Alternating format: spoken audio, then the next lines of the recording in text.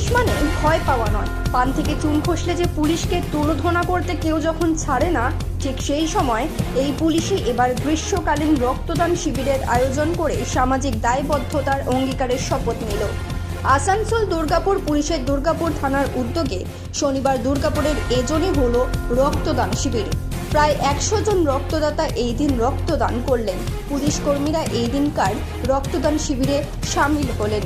রাজ্যের পঞ্চায়েত, গ্রামোন্নয়ন ও সমবায় মন্ত্রী প্রদীপ মজুমদার এই দিন রক্তদান শিবিরের উদ্বোধন করলেন। কারণ দুর্গাপুর এখন খালি শিল্প নগরী নয়, দুর্গাপুর হচ্ছে আমাদের স্বাস্থ্য পরিষেবার একটা বড় ক্ষেত্র। যেরকম শিক্ষাক্ষেত্র, যেরকম এখানে সংস্কৃতি মনস্ততা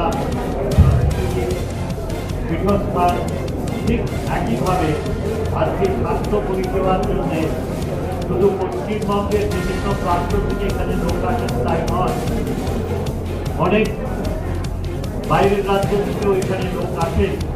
দুর্গাপুরের কোনো না কোনো উৎসর্গ নামে দুর্গাপুর থানার রক্তদান শিবিরের উদ্যোগের সাথে স্বাস্থ্য পরীক্ষা শিবিরেরও আয়োজন হয় শনিবার। আসানসোল দুর্গাপুর উন্নয়ন পর্ষদের চেয়ারম্যান কবি দত্ত বলেন, শুধু সমালোচনা নয়, পুলিশকে একই সাথে বাড়িয়ে দিতে হবে সহযোগিতার হাত। দেখো, সাধারণ ধারণা হচ্ছে পুলিশ শুধু চোর ডাকাত ধরে মোটরসাইকেল বা চেক করে বা লাইসেন্স, ইটস নট দ্যাট।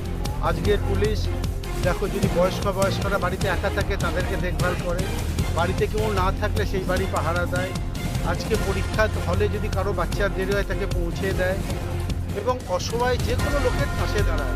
এটা কিন্তু তার একটা উপায়। আজকে যেহেতু আমি রোগী কল্যাণ সমিতির চেয়ারম্যান, সত্যি ব্লাডের প্রচুর অভাব, মানে এই গরমকালে এত ডিমান্ড হয় তোমাকে বোঝাতে পারবো না। এবং শুধু অনুরোধে এরা যেভাবে এগিয়ে এসে যেভাবে কাজটা করছে, দেখো 100 লোকের উপরে এখানে ব্লাড কালেকশন করেছে, কত বড় সাপোর্ট মানে ফর হিউম্যান কাইন্ড, সেটা তোমাদেরকে বোঝাতে বুঝতে হবে নিজেদেরকে। এবং আমি আশা করবো তোমাদের প্রতি আবার আবেদন করবো সবাইকে যেন আরও বেশি করে ব্লাড কালেকশন ব্লাড।